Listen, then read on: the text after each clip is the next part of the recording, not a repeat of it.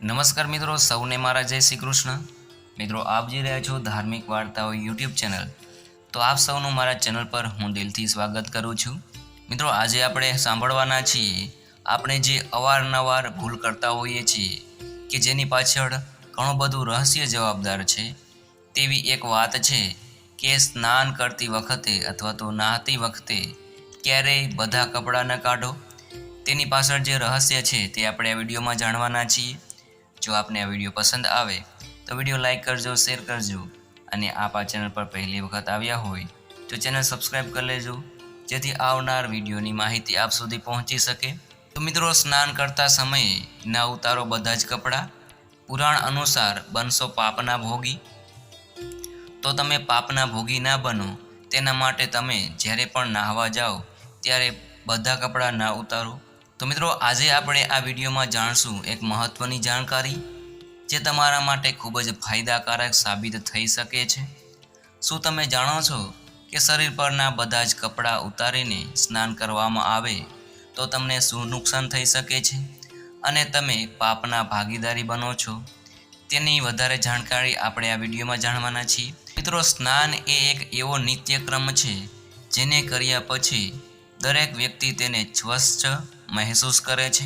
આધુનિક યુગમાં સ્નાન કરવાની ક્રિયામાં ખૂબ જ બદલાવ આવ્યો છે।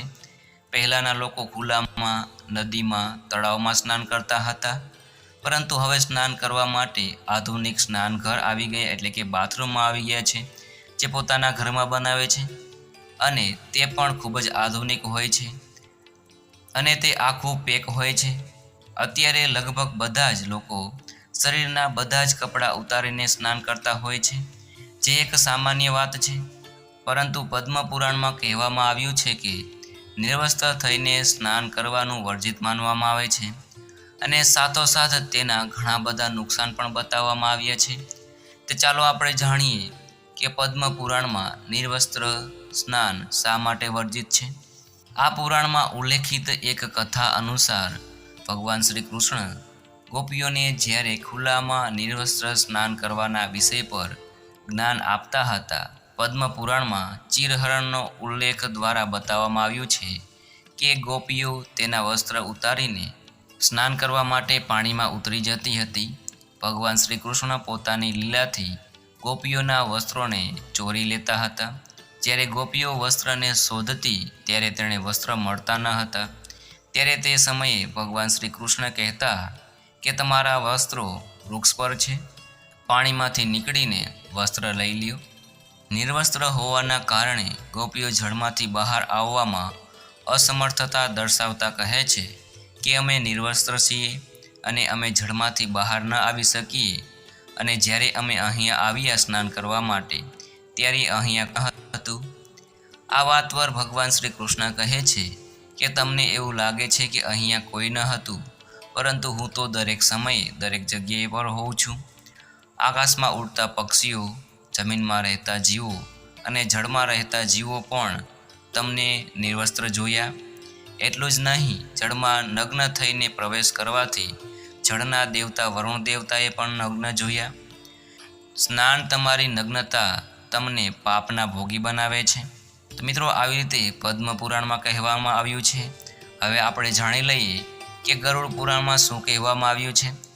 ગરુડ પુરાણમાં એવું કહેવામાં આવ્યું છે કે સ્નાન કરતા સમયે તમારા પિતૃ એટલે કે તમારા પૂર્વજો તમારી આસપાસ જ હોય છે અને વસ્ત્રમાંથી પડતા જળને તે ગ્રહણ કરે છે, જેનાથી તેને તૃપ્તિ મળે।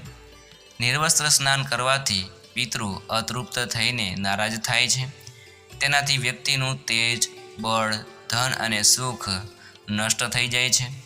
પિતૃ જો નારાજ થઈ જાય તો તેના દુષ્પ્રભાવ પણ ખૂબ જ ભયાનક થાય છે અને તેની સીધી અસર આપણા પરિવાર પર પડે છે।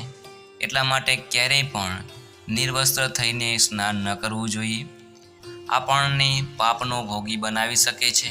જો તમે પણ નિર્વસ્ત્ર સ્નાન કરતા હોય તો આજથી તમે તમારી આ આદત બદલી નાખો, નહીં તો તમારે પણ ભોગવવું પડશે ભારે નુકસાન। મિત્રો, આપણે જાણ્યું કે નિર્વસ્ત્ર સ્નાન કરવાથી શું નુકસાન થાય તે।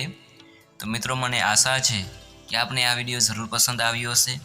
મિત્રો, વિડીયો સારો લાગ્યો હોય તો વિડીયો લાઈક કરજો, શેર કરજો અને આપ આ ચેનલ પર પહેલી વખત આવ્યા હોય તો ચેનલ સબસ્ક્રાઈબ કરી લેજો, જેથી આવનાર આવા વિડીયો તમને મળી રહે. અને જો તમને વિડીયો સારો લાગ્યો હોય તો કોમેન્ટ પણ કરતા રહેજો, જેથી અમને પણ પ્રોત્સાહન મળે. તો આ સાથે આજનો વિડીયો પૂરો કરું છું. મળીએ એક નવા વિડીયોમાં. મને સાંભળવા બદલ આપ સૌનો આભાર.